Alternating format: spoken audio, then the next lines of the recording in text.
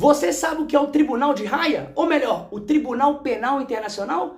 Vem comigo que eu vou te contar agora do que se trata. O primeiro de tudo é entender que o TPI tem esse segundo nome, né, o Tribunal de Haia, porque ele se localiza na cidade de Haia, que fica na Holanda. Na década de 90, diversos países começaram a estudar uma forma de julgar indivíduos que não foram julgados corretamente em seus respectivos países, né, pelo judiciário de seus respectivos países.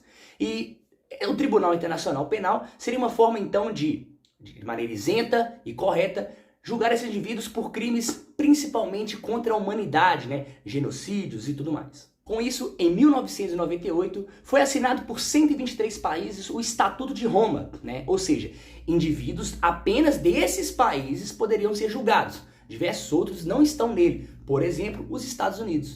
Ele entrou em funcionamento em 2002. E não confunda, estamos falando de julgamento para indivíduos, não para estados.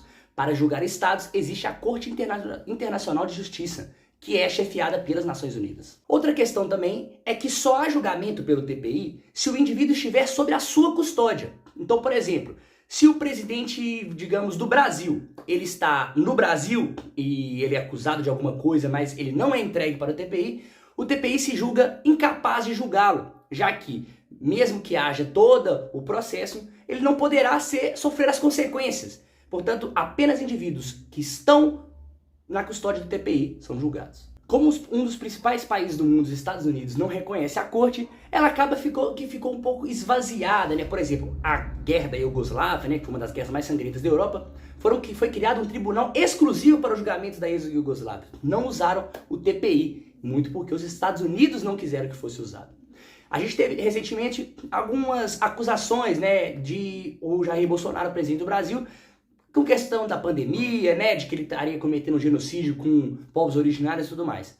Como eu falei lá atrás, é muito difícil que ele seja julgado, justamente porque ele teria que ser levado pelo Estado brasileiro para custódia ao Tribunal de Haia. E isso dificilmente irá ocorrer, até porque o Brasil tem uma política na sua Constituição de que ela não extradita brasileiros. Para finalizar, houve cerca de 30 julgamentos pelo TPI, muitos deles ligados a ex-líderes africanos que perderam a guerra, né, as guerras internas, guerras civis. Então eles foram entregues para a custódia do TPI pelos que venceram, foram julgados e alguns foram condenados a 14, 12 anos de prisão. É isso. Valeu!